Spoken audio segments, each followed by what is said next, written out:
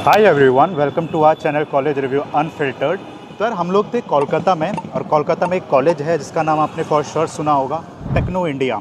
Techno colleges के नाम से जाना जाता है। बहुत सारे कॉलेजेस हैं इनके कोलकाता में ही। तो एक स्टूडेंट है जो BTech computer science and engineering कर रहे हैं।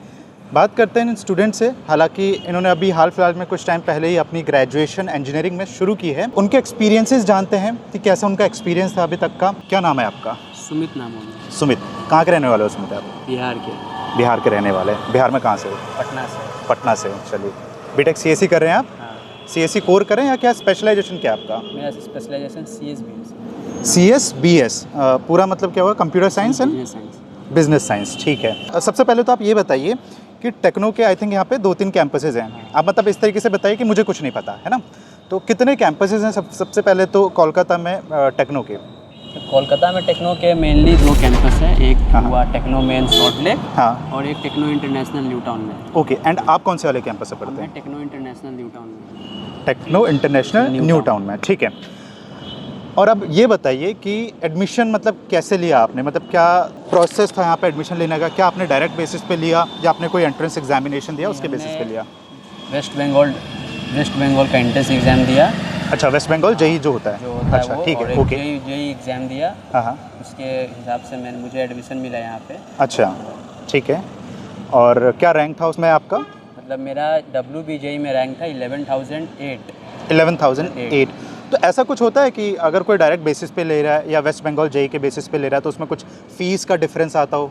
नहीं, फ़ीस का डिफरेंस नहीं आता है। आप जेई के हिसाब से लीजिए या WBJE, दोनों का फ़ीस स्ट्रक्चर नहीं, अगर मान लीजिए क्योंकि ऐसा भी होगा कि कई बच्चे डायरेक्ट बेसिस पे भी एडमिशन लेते होंगे जिनका शायद जो जेई का एग्ज़ाम है उस पर बहुत अच्छा स्कोर नहीं रहा हो, या जो वेस्ट बंगाल जेई का एग्ज़ाम है उससे बहुत अच्छा स्कोर नहीं रहा हो, है ना। तो उन लोगों के लिए मतलब क्या प्रोसेस है? मतलब क्या कोई फ़ीस में डिफ्रेंशिएशन आप देख पा रहे हैं? ऐसा कुछ डिफरेंस है फ़ीस में? फ़ीस में कोई डिफरेंस नहीं है ऐसा। अच्छा, फ़ीस सेम है दोनों हाँ, की? फ़ीस सेम है। मतलब फ़ायदा क्या होता है अगर मैंने वेस्ट बंगाल जेई दिया है और मैं किसी कॉलेज में, जैसे आपने टेक्नो कॉलेज में लिया, तो मुझे डिफरेंस क्या मिलेगा? क्या फ़ायदा होगा कि मैं वेस्ट बंगाल जेई के थ्रू जाऊँ या फिर मैं डायरेक्ट बेसिस पे जाऊँ, या फिर कॉलेज में जो एडमिशन होता है वो सिर्फ वेस्ट बंगाल जेई या फिर जेई के बेसिस पे ही होता है? बेस्ट मतलब यहाँ पे मेरा एडमिशन हुआ था, मतलब मैंने जेई का एग्ज़ाम दिया। मतलब यहाँ पे मैं एडमिशन लेने गया तो मुझे मार्कशीट देना पड़ा। उन्होंने मांगा मुझसे कि जेई का भी मार्कशीट और WBJE का भी। ठीक है। उसके आधार पे उन्होंने देखा, उन्होंने कहा ठीक है आपको एडमिशन मिल जाएगा। ओके। आपने जेई का एग्ज़ाम दिया होगा फॉर श्योर? क्या परसेंटाइल था आपका? मेरा 84 परसेंटाइल था। आपने ड्रॉप भी लिया था या हाँ, एक साल ड्रॉप लिया था? जो पहला अटैम्प्ट था उसमें 85 परसेंटाइल था आपका? 84 परसेंटाइल था, all right. And second attempt में कितना था? सेकेंड अटैम्प्ट में 73। और आप बिहार के रहने वाले हैं, तो फिर कोलकाता में टेक्नो कॉलेज ही क्यों? आप दिल्ली NCR की तरफ मूव कर सकते थे, या कोलकाता में भी हो सकता है और भी ऑप्शंस थे, तो ये कॉलेज ही क्यों? मतलब ऐसा कोई स्पेशली किसने रिकमेंड किया था या क्या रीज़न था? भैया यहीं से पढ़े थे तो उन्होंने कहा कि यहाँ टेक्नो कॉलेज अच्छा है। मतलब अच्छा, भैया कोलकाता से पढ़े थे या टेक्नो कॉलेज से पढ़े थे? कोलकाता से ही पढ़े थे वो। अच्छा, दूसरे कॉलेज से थे? हाँ, मतलब वो जो कॉलेज से पढ़े थे वो भी टेक्नो का ही ब्रांच है। अच्छा, लेकिन वो गढ़िया साइड है, नेताजी कॉलेज। ओके। तो उन्होंने अपने एक्सपीरियंसेस पे आपको ये कॉलेज रिकमेंड किया, तो मतलब उनका एक्सपीरियंस अच्छा था? हाँ, वो बताए थे कि यहाँ पे कॉलेज अच्छा है, यहाँ पे मतलब कि कंपनी आती रहती है, तो इस वजह से आपने इसको कंसिडर किया। ठीक है, ठीक है। और प्लेसमेंट्स की अगर मैं बात करूँ तो कुछ रफ आइडिया है प्लेसमेंट्स के बारे में? क्या कुछ आपको बताया गया? हो सकता है किसी सीनियर से बात हुई हो? सीनियर से बात हुई, वो कहा, उन्होंने कहा कि यहाँ पे प्लेसमेंट पिछले साल ही कुछ मिले हैं। 11 LP ऐसे ही कुछ मिले थे। लेकिन 11 LP ये क्या हाईएस्ट था? मीडियन एवरेज क्या था? मीडियम था। मतलब मीडियन नहीं हो सकता, 11 बहुत ज़्यादा हो जाता है। मीडियन आई बिलीव वो हाईएस्ट होगा, है ना। ठीक है, ठीक है। मीडियन और एवरेज आई थिंक अभी इतना आइडिया नहीं है ना, फ्रेशर हो। ठीक है। तो अभी मतलब ओवरऑल मतलब मैं थोड़ा सा और चीज़ें जो जानना चाहता हूँ, बिकॉज इंडिया में देखो ना, अगर आप कॉलेजेस देखो तो बहुत सारे हैं। जो प्राइवेट कॉलेजेस की मैं बात करूँ, Tier 2, Tier 3, Tier 4 कॉलेजेस की अगर मैं बात करूँ, है ना, हर किसी का तो देखो IITs, NITs, IIITs में नहीं हो सकता है, या कुछ और कॉलेजेस जो टॉप इंजीनियरिंग कॉलेजेस में नहीं हो सकता है। अब ये जो बच्चे जो ऐसे इंजीनियरिंग कॉलेजेस में एडमिशन ले रहे हैं, मतलब किसी भी Tier 3, Tier 4 इंजीनियरिंग कॉलेज में ले रहे हैं, मैं क्रिटिसाइज़ नहीं कर रहा हूँ, बट अनफॉर्चुनेटली लेना पड़ रहा है। तो अभी मैं आपके थ्रू जानना चाहता हूँ कि आपकी क्या स्ट्रेटेजी है ना, कि चलो ठीक है अब यहाँ पे आपने एडमिशन ले लिया है ना, अब आगे को क्या? इंजीनियरिंग कर रहे हो तो इंजीनियरिंग का पूरी प्लानिंग क्या है आपकी, कि किस तरीके से आप इंटर्नशिप्स को टारगेट कर रहे हो, किस तरीके से जो टेक्निकल स्किल्स हैं जो इंडस्ट्री डिमांड करती है उस पर कुछ प्लान किया है आपने अभी तक? मतलब कि मतलब यहाँ पे मुझे सीनियर से ही बात हुआ था, उन्होंने रिकमेंड किया था कि ये चीज़ पढ़ें और मतलब पढ़े तो सही रहेगा, और मेरे भैया भी हैं तो उन्होंने बताया था। अच्छा, भैया टेक इंडस्ट्री में ही काम कर रहे हैं, तो में। उनसे कुछ रिकमेंडेशंस और मतलब कुछ ना कुछ तो बताते होंगे कि ठीक है आप ये कर सकते हो, वो कर सकते हो। तो अभी हम देख रहे हैं कि यार इंडस्ट्री में बहुत प्रॉब्लम चल रही है, आपने सुना होगा बहुत सारी न्यूज़ सुनी होगी, रिसेशन चल रहा है, लोगों को जॉब से निकाल दिया जा रहा है, इवन लोगों की जॉब ही नहीं लग रही है ना। और अभी बहुत सारे डेटा ऐसे इंडिया में 90% से ज़्यादा इंजीनियर्स को जॉब ही नहीं मिल रही है। हर 4 में से मात्र 1 इंजीनियर ऐसा है जिसको जॉब मिली, रेस्ट ऑफ जो 3 इंजीनियर्स हैं उनको जॉब ही नहीं मिली है, और अगर मिल भी रही है तो जो नॉन टेक्निकल डोमेन है वहाँ पे वो जा रहे हैं, है ना। तो ऐसे पर्टिकुलर टाइम में अभी जो इंडस्ट्री में स्किल्स रिक्वायर्ड होते हैं उसको मतलब वो इनिशियली जब आपका ओरिएंटेशन वगैरह कॉलेज में हुआ था सीएससी के अराउंड, आप मतलब सीएससी कर रहे हैं ऑब्वियसली, तो फैकल्टीज़ ने आपको कुछ बताया कि हाँ चलो अभी ये इंडस्ट्री में ऐसी चीज़ें चल रही हैं तो हम एज अ कॉलेज और एज अ यूनिवर्सिटी इन चीज़ों पे इनिशियली फोकस करेंगे, ऐसा कुछ बताया गया अभी तक आपको? अभी तक तो ऐसा कोई ओरिएंटेशन प्रोग्राम हुआ नहीं है। ऐसा कुछ नहीं हुआ है, तो खुद से एक्सप्लोर कर रहे हो कुछ? हाँ, मतलब कुछ कोर्सेज में इनरोल किए हो फिर अपने आप को टेक कोर्सेज में? इनरोल नहीं किया, मतलब यूट्यूब पे ही कुछ कोर्सेज है उनसे पढ़ते रहते। अच्छा, तो अभी क्या सीख रहे हो करंट में? अभी करंट में पढ़ रहे हैं डीएसए। अच्छा, कितना टाइम हो गया डीएसए में इनरोल किए हुए? डीएसए में मतलब वन वीक 8 to 9 डेज। हाँ, 8 to 9 डेज हो गया। उसके पहले सी लैंग्वेज पढ़ा था। ओके, तो यार जो भी हमारी वीडियोस देख रहे हैं, जो भी स्टूडेंट्स हमारी ये वीडियो देख रहे हैं, सी द पॉइंट इज़ कि अभी बहुत सारे स्टूडेंट्स इनमें से ऐसे होते हैं जो अपने आप को क्रिटिसाइज़ करते हैं, उनका आईआईटीज़ में नहीं हुआ, एनआईटीज़ में नहीं हुआ, ट्रिपल आईटीज़ में नहीं हुआ। देखो हमें ये चीज़ समझनी होगी कि हर किसी का इन कॉलेजेस में नहीं हो पाएगा। मैं ऑब्वियसली एक्सपेक्ट करूँगा कि अगर आपका जेईई में स्कोर अच्छा है, प्री अटेम्प्ट दें और ऐसे कॉलेजेस में एडमिशन ले तो ज़्यादा बेहतर है आपके लिए।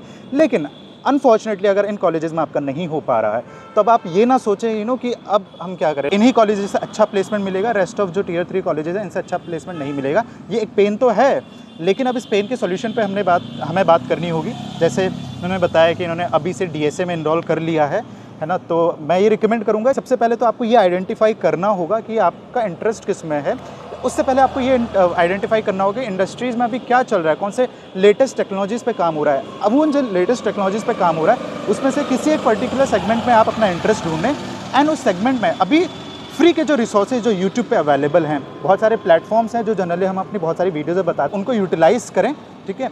और ये इनिशियली अगर आप शुरुआत करते हैं तो जाके फिर आप बेहतर इंटर्नशिप, एंड जब एक बेहतर इंटर्नशिप लगेगी तो शायद आपके पास एक बेहतर जॉब होगी, है ना। This is actually the important time for you कि आप अपने स्किल्स पे काम करना शुरू कर सकते हैं। अभी डिफ़िकल्टी होगी बहुत सारी, जैसे अभी आपने कोर्सेज में इनरोल किया होगा तो अभी कुछ समझ में आ रहा है इनिशियली? मतलब जब पढ़ते हैं तो कुछ समझ में आता है, फिर 1-2 दिन बाद वो छूटता है। हाँ। तो वो भूल जाते हैं थोड़ा, तो यही प्रॉब्लम चल रही है। देखो यहाँ पे एक चीज़ मैं आपको भी रिकमेंड करूँगा कि इनिशियली क्या होता है कि जैसे आपने बताया कि कुछ चीज़ें पढ़ रहे हैं, कुछ दिन याद रह रहा है, उसके बाद भूल जा रहे हैं, है ना। अभी करना क्या होता है कि जब हम मतलब जो मेन प्रॉब्लम है कि हम चीज़ों को छोड़ देते हैं, कंटिन्यूटी के साथ उसको फर्दर कैरी ऑन नहीं करते हैं। बट यहाँ पे इंपॉर्टेंट है, इनिशियली हम लोगों को हो सकता है कि ऐसे कोर्सेज में बहुत सारी डिफ़िकल्टीज़ फेस हों, बहुत सारी चीज़ें समझ में ही नहीं आएंगी, बट हमें करते रहना है। क्योंकि मेजॉरिटी ऑफ बच्चों के साथ ये होता है कि वो टेक्निकल जो मैं स्किल्स की बात कर रहा हूँ उनको छोड़ देते हैं, रियलाइज़ करते हैं जब अपने 3rd ईयर या 4th ईयर में होते हैं, ठीक है। कुछ और क्वेश्चंस आपसे पूछेंगे, डोंट माइंड। स्ट्रेंथ की अगर मैं बात करूं, है ना, तो अभी कितने का स्ट्रेंथ है आपके कॉलेज में, specifically BTech computer science engineering की मैं बात कर रहा हूँ। मतलब सीएससी ब्रांच एक हो गया, तो उसके 2 ग्रुप बांटे हुए, ग्रुप 1 ग्रुप 2। अच्छा। उसके बाद बहुत सारे उसमें स्ट्रीम है, CSBS, IT, IoT, AIML, DS, ये सब बहुत सारे। और मेरे स्ट्रीम में तो मतलब 60 to 65 स्टूडेंट हैं, तो उतना ही स्ट्रेंथ है, और उतना ही हर सब स्पेशलाइजेशन में 60 से 65 बच्चों का स्ट्रेंथ रहेगा, और सीएससी ग्रुप 1 ग्रुप 2 में उससे कुछ ज़्यादा है। तो यार अभी मतलब सीनियर से कुछ डिस्कशन हुआ होगा तो कुछ कंपनीज़ के बारे में उन्होंने बताया कि कौन सी कंपनीज़ रिक्रूटमेंट के लिए आती हैं यहाँ पे? तो उन्होंने कहा कि यहाँ पे मैक्सिमम तो TCS आती है। अच्छा, TCS आती है, विप्रो, इन्फोसिस, ऐसे बहुत, मतलब ये 3 मतलब कि ये 3 कंपनी ज़्यादातर आती है। अच्छा, ओके फाइन। एंड प्लेसमेंट्स के बारे में अभी कुछ बताया नहीं है सच, ये बिकॉज मैं ये क्वेश्चन बार बार इसलिए पूछ रहा हूँ, बहुत सारे स्टूडेंट का ये क्वेश्चन होता है कि हाँ है ना, प्लेसमेंट्स के बारे में जानना है कि एवरेज, मीडियन, हाईएस्ट कितना है। एनीवेज आप इनकी NIRF की वेबसाइट में जाके कुछ डेटा तो खैर वहाँ पे भी क्रॉस चेक कर सकते हैं, नहीं होगा तो फिर ट्राई कि हम आपको शेयर कर दें डिस्क्रिप्शन में। एक क्वेश्चन और है, last but not least, very important, कितना इन्वेस्ट करना पड़ रहा है बीटेक कंप्यूटर साइंस में या उसके स्पेशलाइजेशंस में? तो मुझे तो कॉलेज का फीस स्ट्रक्चर के हिसाब से पता चला 6,44,000 मेरा 4 इयर्स का फी है यहाँ पे। 6,44,000 और हॉस्टल्स का क्या है, हॉस्टल्स भी अवेलेबल हैं? हॉस्टल्स मतलब कॉलेज का नहीं है, लेकिन कॉलेज प्रोवाइड कर देता है? प्रोवाइड कर देता है, मतलब उन लोग का कांटेक्ट है तो वो अच्छा, मतलब तो ये कॉलेज पीजी स्पेशली नहीं है। स्पेशली नहीं है, पीजीज उन्होंने कोलैबोरेट hostel, किए। हाँ, ये आप खुद मतलब अभी आप कहाँ पीजी में रहते हैं? नहीं, हम तो फ्लैट में रहते हैं। फ्लैट में रहते हैं। एंड इधर अच्छा एक चीज़ और, बहुत सारे जो स्टूडेंट्स जो बिहार से, उत्तर प्रदेश से, झारखंड से वीडियो देख रहे हैं, उनके लिए जानना बहुत ज़्यादा ज़रूरी होता है, वो है आपका जो एकोमोडेशन है। तो एकोमोडेशन के प्राइसेस एंड ऑल कैसे हैं कोलकाता स्पेसिफिकली अगर मैं बात करूँ, जो कॉलेज के नियर बाय अगर कोई बच्चा अपने लिए एकोमोडेशन देख रहा है, क्योंकि आपने कहा जैसे hostel facility as such available नहीं है, लेकिन अगर वो नियर बाय में पीजी देख रहा है, रूम देख रहा है, तो ऑन एन एवरेज कितना मतलब चार्ज या प्राइस होता है? पीजी का price on and on charges 7,000 8,000 monthly ऐसे रहते हैं यहाँ अच्छा। पे पीजी का चार्ज। हाँ, जिस एरिया में हम रहते हैं वो केस्टोपुर घर, मतलब कि इस एरिया का सबसे चीपेस्ट एरिया है वो कह सकते हैं आप। अच्छा, तो आप वहाँ कितना पे करते हैं वहाँ पे?